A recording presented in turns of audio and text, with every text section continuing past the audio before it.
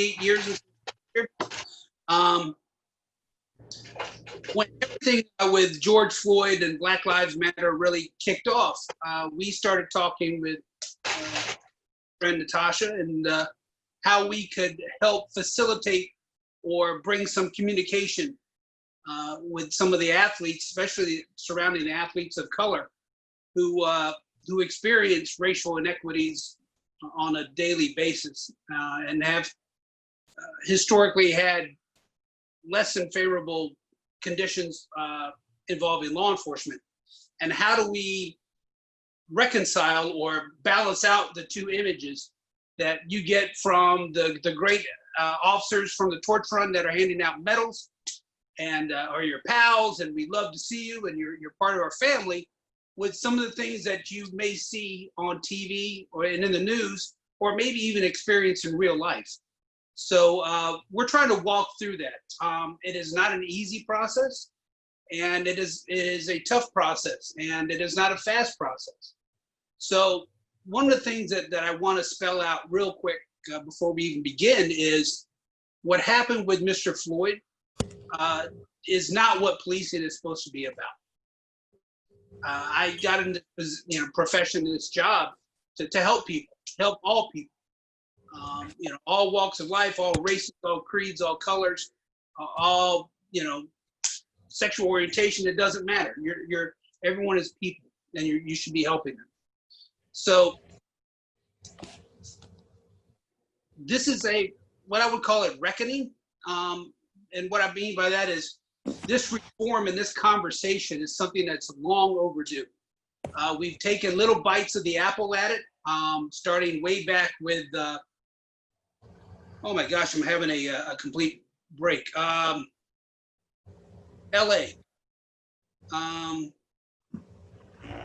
Rodney King. Rodney King, thank you. Thank you. Which should have been the beginning of because that ushered in the concept of citizens videotaping or recording police officers. And so one of the things that Rodney King showed us was too often a mob mentality in police work, and when you get a group of people together.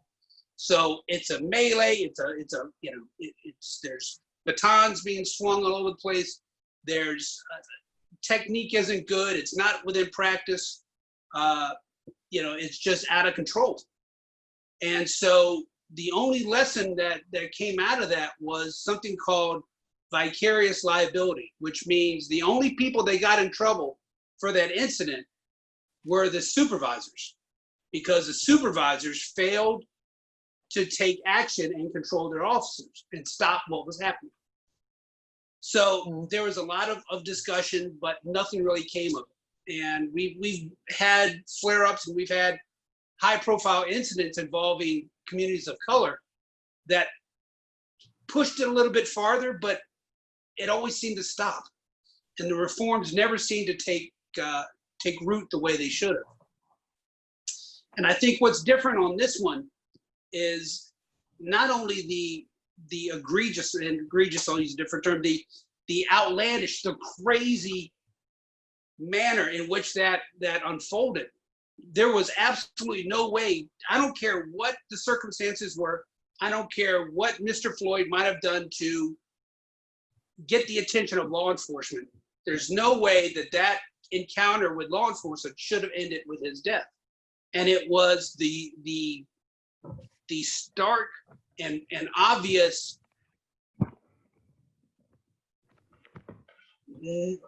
uncaring attitude of that officer. That officer did not care. That officer did not see Mr. Floyd as a human being at all. That was purely punishment. That was just so far out of the scope of what is right, what is reasonable, and what is just, and what is fair, that really shocked everybody. And I think when you look at everything that's happened in the world today with COVID, people out of work, and there's so much frustration and anger built up. And oftentimes I like to say that police departments and law enforcement were the most visible form of government. So we are often the tipping point for reform or social unrest, we tend to be that last bit of match that goes onto that pile of wood that was been sitting there. And we were. And so everything just kind of bubbled up and people have had enough. And when you think about the biggest change, I think, for me in this movement right now is that it is multi-generational. There's young, there's old. It's multicultural. There's black, there's white. It's realizing that, white people are all of a sudden going, holy crap, this is real. What the communities of color have been saying this entire time has merit and is true.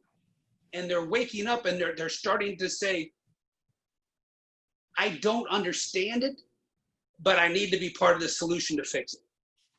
Because me being a white male, I will never ever know what it's like to be a minority. I will never ever know what it's like to spend a day in someone's shoes who is a person of color, who may be experiencing either obvious racism or benign or just quiet racism. So, and it's one of those things that realizing that while I can't fully embrace feeling because there's no way I'm going to know it, I can at least empathize and try to understand it and try to be part of that solution. And this is what these talks are supposed to be about. And law enforcement nationwide needs to stop and take a look at the way we do things. And I know with my policies and my procedures, we look at it. We just got an independent review that looked at our policies, and the policies are rules by how we function. So rules, if this happens, I'm supposed to do A, B, and C, right? That's not the case across the nation. Some people have very old and antiquated rules. Some people still police like it's 1970. And that reforms and case law hasn't progressed, and attitudes have not progressed since 1970. So what we're realizing is, and what people are finally starting to see is that this is not about George Floyd. George Floyd was the tipping point or the thing that triggered the anger and conversation, but the anger's been there. The anger's been underneath. And George Floyd's death was what pushed it to the surface where everybody could see it. Not just the communities of color, but everybody could see it. And so we have to be able to have an honest conversation with ourselves and as police officers and go, how do we do things? Is there systemic racism within our ranks, within the police department? Are we doing enough to recognize it? Are we doing enough to change people's minds and hearts? Because this isn't about just policing. Policing is, again, the most visible form of government. But if you look at back, you go back to the 90s and you look at the sentencing laws, and it was in response to the crack epidemic and the battles for turf and territory while they sold crack and all the murders and drive-bys. So they put these harsh sentencing guidelines in that affected communities of color much harder than they did other communities, because again, the crack epidemic was mostly in communities of color. And you went to jail longer for crack than you did for cocaine, which they're the same schedule of drug. So that adversely affected. That started the cycle of men and women of color being incarcerated or put in jail, which took them out of the neighborhood, took them out of their children's lives, took them out of their communities, and again started a cycle of hopelessness. And one of the things that you look at when you talk about, at least I look at when I talk about systemic racism, and what I see and what I think about it is this cycle of hopelessness that permeates or surrounds the communities that are socially and economically challenged.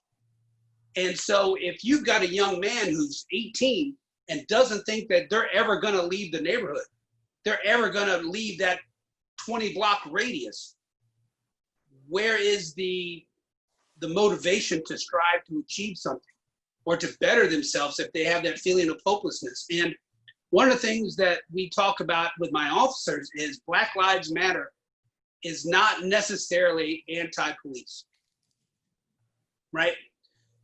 There are components of it. Any movement, any organization has their extremes. And there are some extreme views in the Black Lives Matter movement. But I look at it as, I don't know if you know what a Venn diagram is, but a Venn diagram are circles. And circles overlap, right? So they overlap a little bit. And in that overlap is where I believe the Black Lives Matter and cops matter or whatever, there's overlapping. We all want the same thing, and that's fair policing and racial equality. Where the difference comes sometimes is how do we get there, right? So when you talk about, and I had a few conversations. I had a conversation with a young man. This was back when Michael Brown had happened, and they wanted to protest from Bowie State. We talked to him. And I got into a really good conversation about Black Lives Matter with him, because it's not just, at the time, everybody thought it was just police. Black Lives Matter about policing. It's not. Black Lives Matter all the way around. They matter in the educational system. They matter with job opportunities. They matter with equal opportunity to loans and equal opportunity to housing. That is the experience that I think Black Lives Matter encompasses. So it's not just all about cops. So that is the viewpoint that I take. And one of the things that we look at is, from a law enforcement standpoint, do we need to change the way we train? I know when I went to the academy back in 90,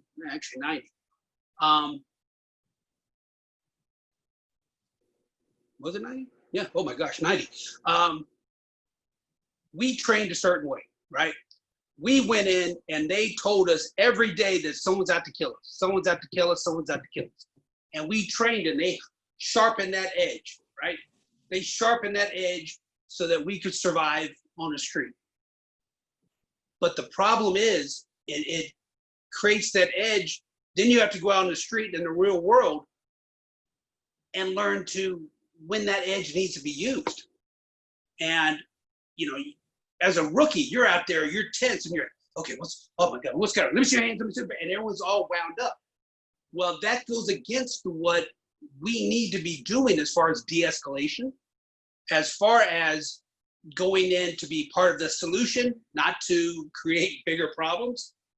And when you think, there's a saying that when you think like a hammer, every problem is going to look like a nail. So if I go around thinking I'm a hammer, I'm a hammer, I'm a hammer, the minute I see a problem, I go, oh, a nail, bam, and I'm already doing this, right? But if I go with a better head and I go, okay, I'm a hammer and I'm a screwdriver and I'm a pair of pliers, and whatever tool fits is what I'm going to use for that problem.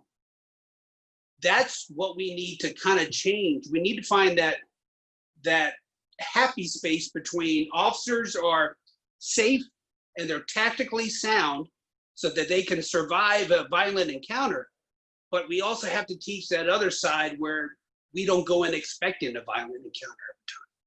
So there's training things we need to look at. Nationally, there's policies we need to look at, use of force, chokeholds, and everything else. A chokehold shouldn't be used unless it's deadly force. If you don't know what the chokeholds speak about, they're carotid points at the side of your neck. And if you compress or squeeze them, it cuts off the blood flow, and that makes you pass out. And for a long time, that was taught as a restraining tactic, and that needs to go out the window. And for most good departments, the majority of good departments, it already has. But you still have departments that haven't caught up with modern times. So I think that's one of the things we need to look at. Maybe a set of national policies on certain things is a good thing so that we can have all those everybody working from the same instructions, versus you've got some departments that are still doing things the way they've done them for, 70 years. And they're not good practices anymore. But one of the things that I really want to be able to open up here and talk about is, how do you deal with the police? If you get pulled over, how do you communicate with them? We had a conversation, how do you tell a good cop from a bad cop? You can't. We all look the same.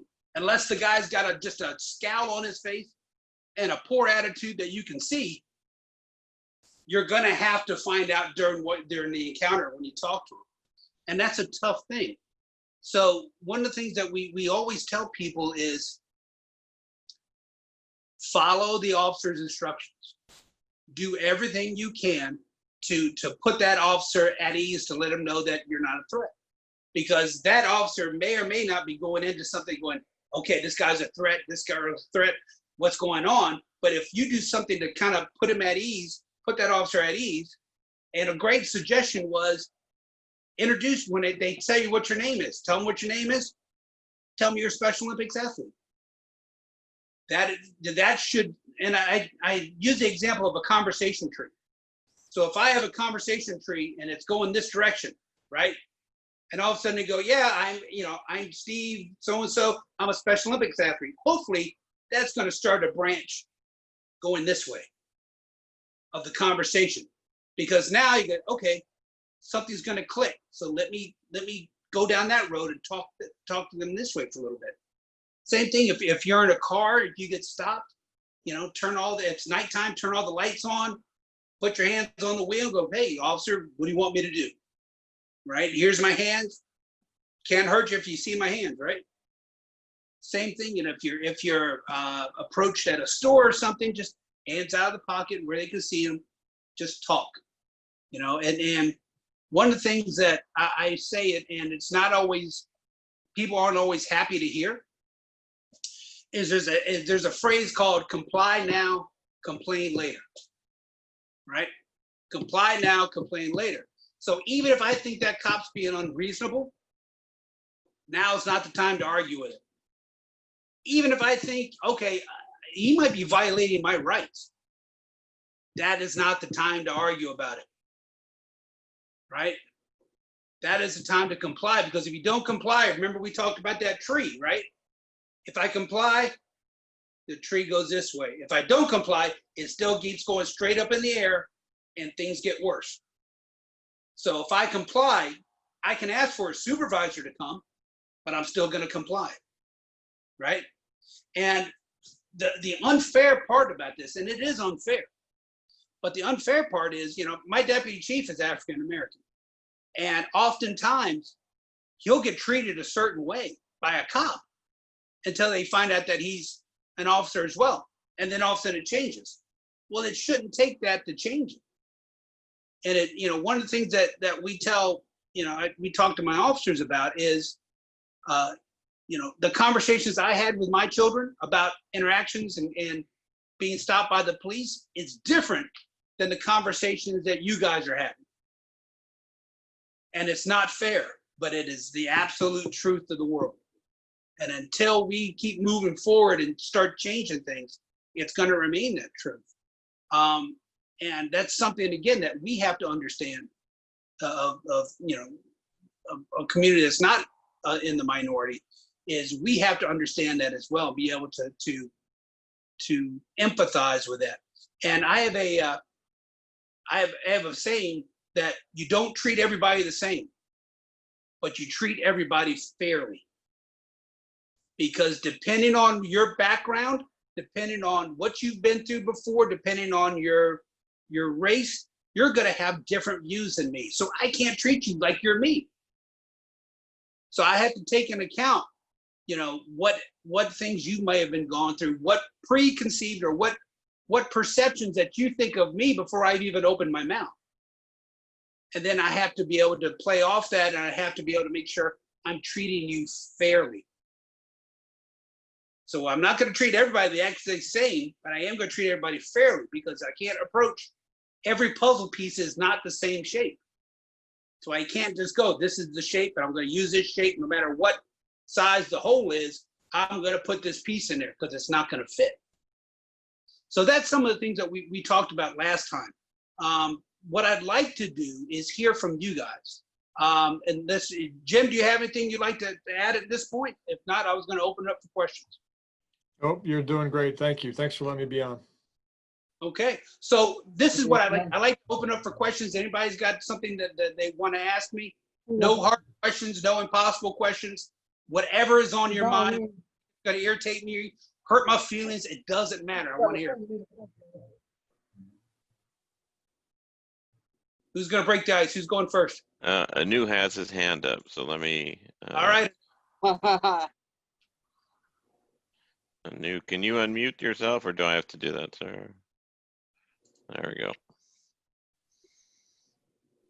There you go. Yeah. Other than what happened with George Floyd, Mom also was upset about some of the protesters that knocked over the Christopher Columbus statue weeks ago. Mm-hmm. Somewhere in Fells Point. How did that make you feel when they did that? I think that I view life as a pendulum, right? And if you ever see the pendulum at the bottom of a clock, or a pendulum that swings like this, right? Yeah. Right. Everybody's so angry and ramped up and upset that pendulum's way over here. And that pendulum usually swings over here, but he's way over here right now. So while I disagree with removing anything without due process, I understand it. So, you know, you have to say, and it's kind of like, there's no easy answer. There's very obvious ones that, all right, Confederate soldiers, the Confederate flag, all that, that's pretty easy pickings, right? You know that's wrong. We have statues. We shouldn't be celebrating somebody who fought against the basic freedoms of other people.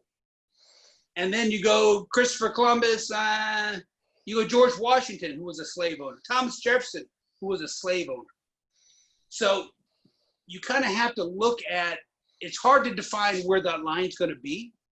The Confederate stuff, I got. The other stuff, maybe we need to have some conversations about, but I totally understand why it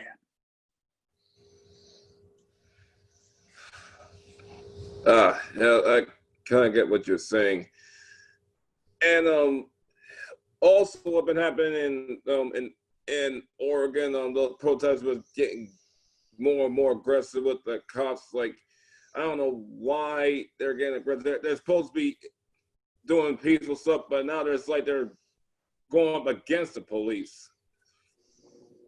For what purpose? What's that? I ain't gonna bring George Floyd, but that's gonna get them more arrested and killed or anything. Right. And I have a theory about it. And you notice in the beginning where we had some looting very early on in the George Floyd process, in the George protest. And what happened? It wasn't the cops that stopped the looting. It was the other protesters. So the other protesters go, hey, cut it out, because now you're turning the message away. So our message is about police reform, police brutality. Now you're acting a fool and you're rioting and you're stealing stuff. And now all the news is talking about rioters and not the police reform that we need to talk about, right? They're not talking about police brutality anymore. So that was the most effective way, was when the protesters actually police themselves. So then you had Seattle, where they had that little neighborhood that they kind of took over. And they said, we don't need to.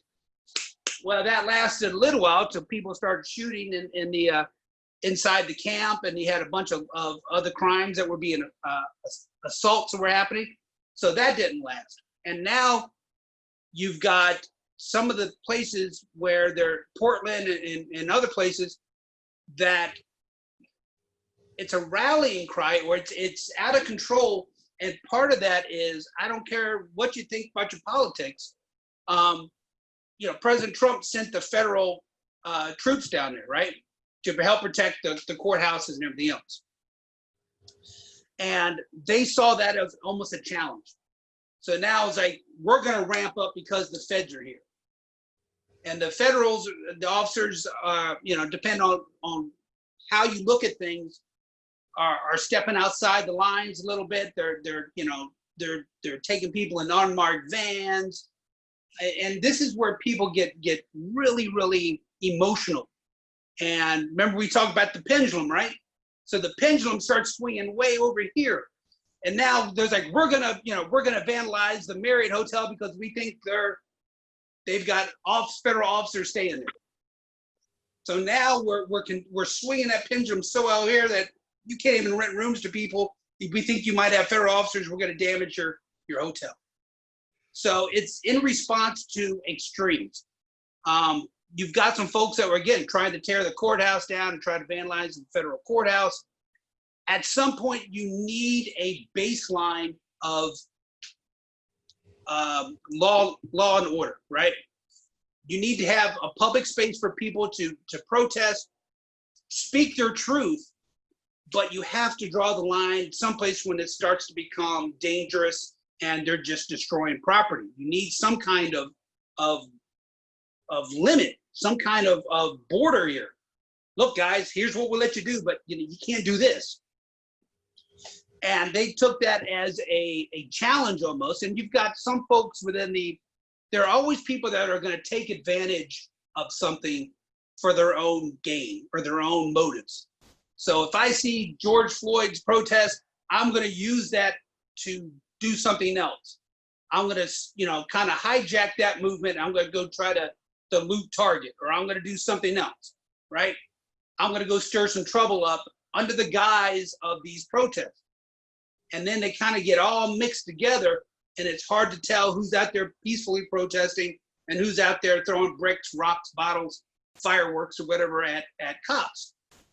And it's tough to remember that at the end of the day, these cops have families. These cops, are here trying to do just a job. That's the vast majority of it. But it's tough to stand on the line and get hit with bricks or bottles or batteries or anything else. And at some point, you have to defend yourself. So at some point, you have to take some kind of control. And there's no easy way to do that. But the problem is now you've got people on both sides just doing this, right? And neither one's going to move because they both think they're right at this point. You've got some people that are they're called disruptors. They go into a peaceful protest and they stir things up. And it doesn't take much, like we talked about Rodney King, where all the cops got sucked into the fight when they really wanted to fight at that. It's like a contagious fire. So, sometimes you'll have an incident and somebody will fire a gun at the incident and all of a sudden someone else fired. It's like, what'd you shoot at? I don't know, he shot, so I shot. Okay. Why'd you throw a brick? Because he threw a brick. Okay.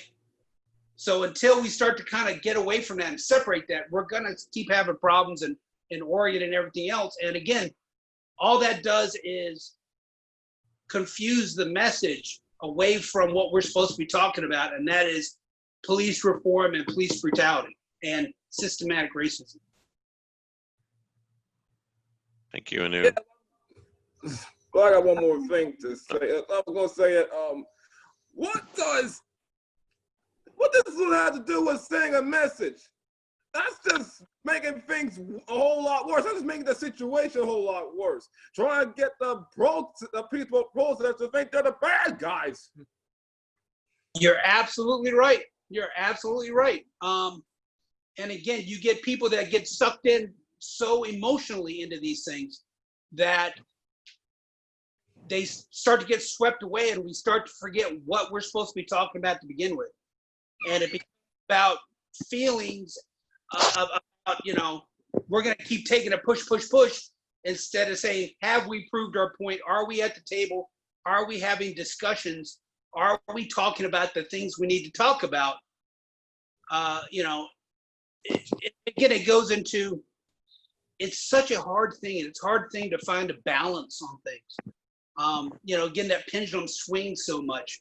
if you look at the Black Lives Matter Plaza in DC, remember they carved that nice spot out.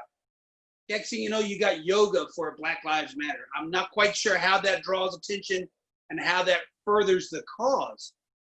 But the problem is what the cause means to one person and their expression of it may not be the same for the next group, and they think they're doing something positive when other people may see that as an insult to the original movement. And there's so many different pieces. You ever play Dungeons and Dragons there, Annu? You ever heard of it? You Yes. got the dice with the, like 100 sides on it. This is, it's a dice with 100 sides, and every side is a different opinion, but they're all attached to that same die. So if that die is the movement of Black Lives Matter, each side has a different perspective or opinion on what that means. I get what you're saying. I get what you're saying. Good questions, Annu. Thank you. No Yeah, I problem. think Cody had a question. He unmuted himself. I don't know if he still has the question or if he did it by accident, but it seemed like Cody had a question. All right. Cody, you still there? Oh, no, no question for me on any question. Okay. Oh, Okay. All right. All right. Uh-huh. Who's got something else? I have a question. Go ahead, my friend. What was it? Oh, so when you get pulled over for like license and registration, is it better to have it like out and visible? I would say do this. I would wait for them to ask for it, because what you don't also want them to do is they're walking up the car and you're rummaging, right? Because it's always buried in the glove compartment, right? So you're moving stuff around. They're going, oh, what's he doing? What's he digging for, right? Because I've had people pull guns on me before on traffic stop. You know, we call it a furtive movement, right? Because I walked up and he's digging something in the seat. So that puts my mind, boom, what's he reaching for? What's he reaching for? So the best thing to do is hands on the steering wheel. Afternoon, evening, officer. License and registration are in my glove box. You ready for me to get them? And that's automatically say, okay, this guy's on board, and it takes the officer down a notch too, because he goes, okay, he's cooperating, he's waiting for me to tell him to do stuff. That relaxes me a little bit, because, you know, we train and we prepare for the absolute worst that could happen on that traffic stop, right? And that absolute worst might happen 1 out of 1,000 traffic stops. But it's the one time that we're not prepared for it that we don't go home. So that's a great question. Always have those hands on top. Wait for them to tell you what they want from you. Okay. Chief Nesky, you know mine is a two-parter. All right. So I know the protests in here in Baltimore have like died down, but do you think this is the calm before the storm? And do you fear for your life every time you step out of your door with this whole Black Lives Matter chaos going on? Right, I got you. I don't fear for my life. First of all, I think what's going to determine if this is the calm before the storm is what happens in the legislative body. So if we continue to see movement or good police reforms at the legislative or the law level, so if the House and the Senate on the state level come out with something that is fair and has reform, then people are going to be kind of happy with it, right? If we have another police incident, everything can go right up through the roof again. So everybody could be kind of calm for now. But if we have another high-profile, questionable police shooting or police custody death, it's going to go right through the roof again. And I don't really fear for my life any more than I have for 28 years doing the job. It's part of the job. The only thing that bothers me more is the lack of some of the vitriol or anger directed at my profession, not at me per se. I don't take things personally. Right. All the good work that we try to do in the community sometimes gets pushed aside when this stuff happens. That's what frustrates, bothers me most. And I will say my community has been outstanding. We've had a very good relationship with the citizens in Bowie. We have the backing of the community, but we also understand that we will lose that in a heartbeat if we don't continue to do what we're supposed to do. It's a social contract that we have with them that we support you, but you agree to police this way. And if we don't, all that good, I use what's called the bank of goodwill.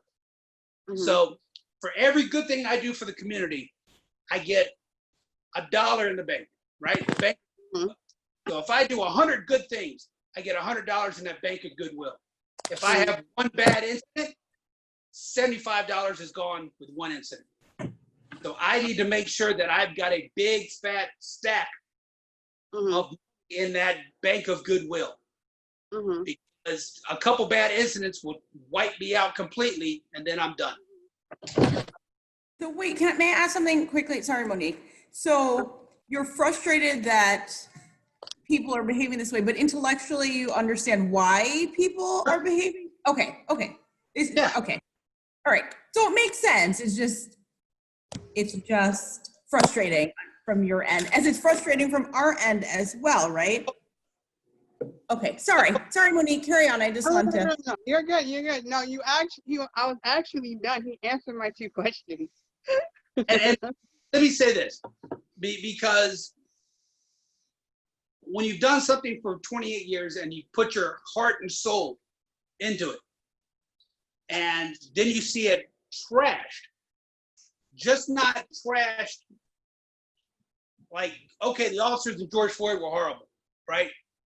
They absolutely did not deserve to be officers, but it gets painted the entire picture, like all cops stink. That can be frustrating.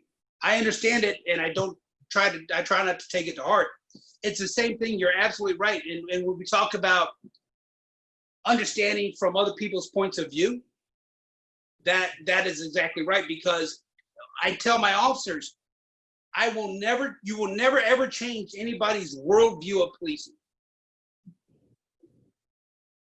with one encounter, but you can change their opinion of you, right? So you may walk away going, I hate cops stink, but that guy treated me fairly. Then it's a win. And so when I say frustration, it gets frustrating being painted as with one big brush versus a little brush that paints me for the deeds that I've done or my department has done. And yes, I understand you flip that, an entire race of people getting judged with the big fat brush versus the little brush. So I do both sides.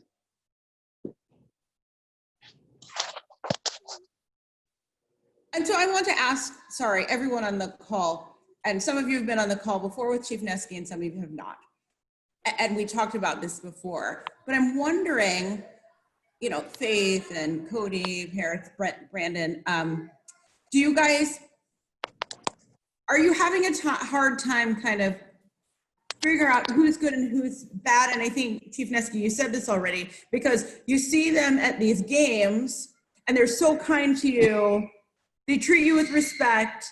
They enjoy spending time with you. And then you see this going on. So is anyone having a hard time kind of figuring out why or what's going on or why this could be happening? And if you don't, no big deal. I just wanted to pose that question. And don't be embarrassed if you do, because this is an open floor, open discussion. Nobody's judging. It's a judgment-free zone. I mean, for me, how can I put it like this? I would just say that every time when I'm in a tournament or even games, I just respect everybody, show everybody love and things of that nature, But however, ever since the whole incident, with George Floyd, Breonna Taylor, and what was his name? Ahmaud Arbery, right? Yeah. Mhm. Yep. Well, how I felt about my friends, especially my non-racist white friends, it never changed for them because 9 times out of 10, I know they feel very discouraged and very anger about how we feel, you know? Because when Officer John, when you mentioned early how Black Lives Matter, it's not a anti, it's not really a anti thing from white people.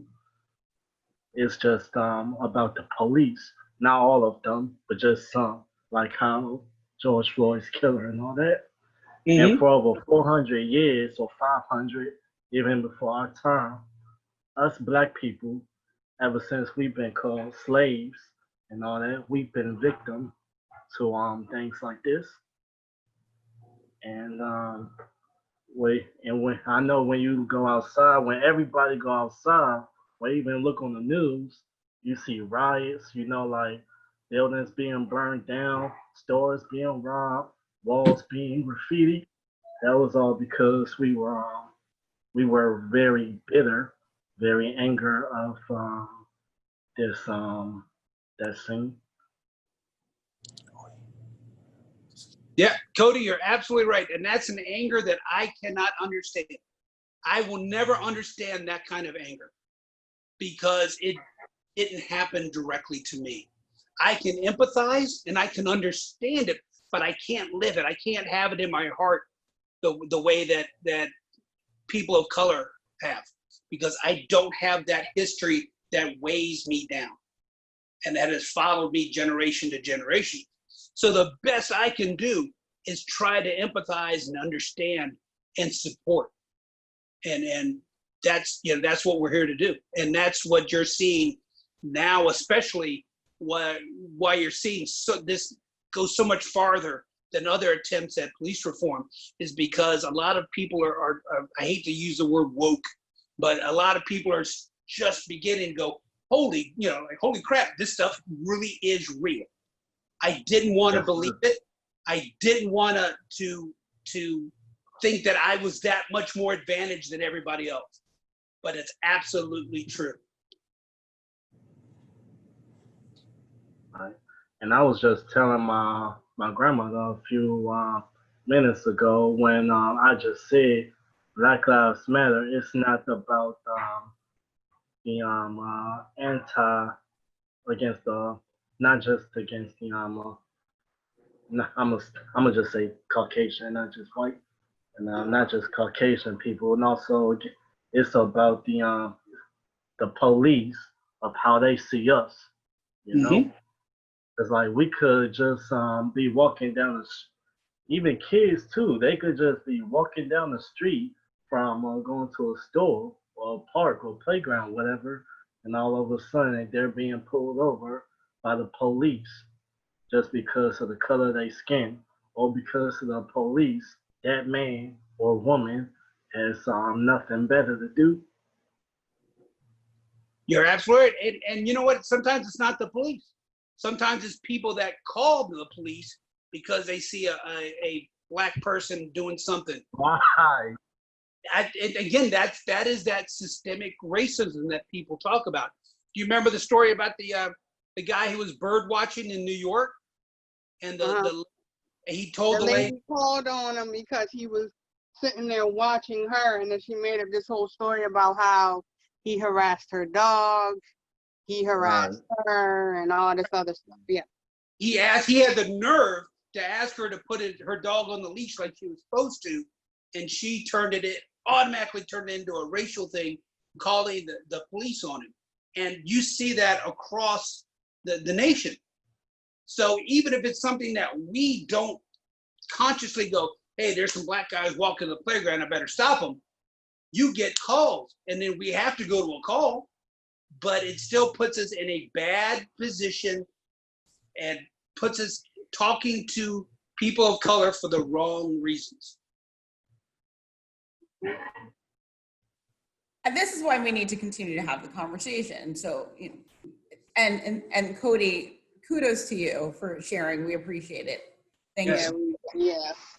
Yeah. Great job, Cody. Yeah. Yeah. No one else has to feel compelled to. I just wanted to give you the chance to, if you want to take it. And that's why I went behind you. So it's a judgment-free zone. If you don't want to, you don't have to. It was like. Thank you. And that's just it. The only way to deal with things and to process emotions and what we're feeling is to talk about it, right?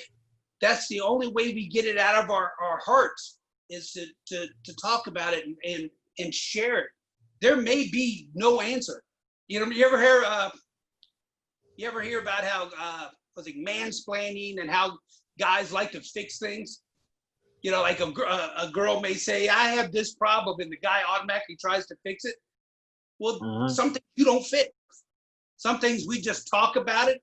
We kick it around. We share views and we share emotions, but there's no answer for it. It's just venting and getting our feelings out. Right. Because 9 times out of 10, you can't save. Basically, you can't even save everyone that don't even want to be saved. All you could do is just support them or try to encourage on what they're going through, and at the same time pray for them. You know. Exactly. And you know, there's a saying that you can't control what other people do. You can only control how you react. And that means supporting people, praying for them, and things like that.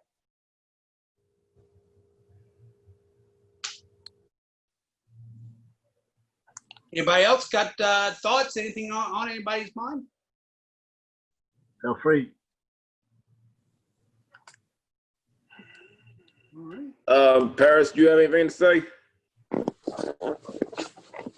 Oh yeah. I kind of do feel bad for like the incident because I look at officers that, you know, I felt bad for like people like that do things that they didn't mean to do, because I actually experienced that before, that I had been stopped for no apparent reason, and I kind of felt, you know, scared. I've been pulled over, and on officers that kind of see ID, they thought I was somebody else because I was wearing dark clothing, which is a hoodie, which was black, and I had to, you know, told the officer I'm heading home. And then, you know, every time I go outside at night, you never know what's coming because I see officers all around where I live, and then I feel bad that happens to other people, not me, but other young people as well, like the riot and then the Freddie Gray incident and everything else, and it scared me. And that's why I felt that, you know, everybody being so like racist, but, you know, people had to get along. Everybody has to be equal in their own way. That, you know, I like officers, respect it. I run with the touch run, and in my opinion, that, you know, I would never say to somebody like, I don't like officers, which I respect police and all counties, because I know what it feels like. Because, you know, I experienced that. I know what officers do. They save you. They make sure you're okay. I knew for the first time how to do it, you know, an incident report. That fact, like one time I kind of went to, you know, a gas station, and there was a bad guy that had, you know, a gun in my head, so I did not know what to do. I panicked, so I called police, and then what happened was I sat down and sat in this room, and then had to tell the people that was saying like what happened. So I had to write it down, where was it, how did it happen. So I wrote it down, and then that was it. So I've been through that. And it's tough because, you know, the vast majority of officers, you know, deserve your respect. Yeah. But also, you know, a handful of us that aren't doing what they're supposed to be doing, and those are the ones that we have to take care of. And it makes it easier when we put better rules in place so that, you know, when we stop somebody. And you talk about, it's tough sometimes. I remember back in the summer of 1999, maybe, the uniform of the day for everybody seemed to be blue jeans and a baggy white t-shirt. So we would get a call and it said, description is a black male with blue jeans and a baggy white t-shirt. And you turn the corner and there's 20 blue jeans and baggy white t-shirts. So oftentimes it's tough, and you may get stopped just because you match a description. And one of the things that, you know, I used to do to try to combat that and take the ease off is I'll start right out. You know, hey, I'll stop somebody. So, look, man, you know, got to keep it for a second. You know, you do match the description of the call that I just got. If it ain't you, I'm gonna try to get you out of here as soon as I can. And you talk to people like they're human beings, right? And you try to put them at ease. But, you know, sometimes you just, you know, match a description. That's why I wear stupid superhero t-shirts all the time, because then, you know, I'm pretty sure not a lot of people are going to be what I'm wearing. So if I get a description called out, it better be doggone specific, because I got a Thor t-shirt on or something. Yeah. So again, sometimes it's wrong place, wrong time, with, you know, you happen to have the same hoodie or anything else. And it's not a crime to wear a hoodie. And unfortunately, sometimes it can be treated like it is. But again, good cops know how to diffuse that situation. Good cops know how to talk to people. You know, if I stop somebody, it's not the right guy, and I'll apologize before I send him on the way. Here's why I stopped you. Here's why. Here's what we can do to get out of this quickly together, because neither one of us wants to be here. So here's what we're gonna do. We're gonna do what we need to do to get you out of here. I'm gonna get out of here, and we're gonna, you know, call it a day. Sorry to bother you. Sorry to stop you for, you know, to slow you down.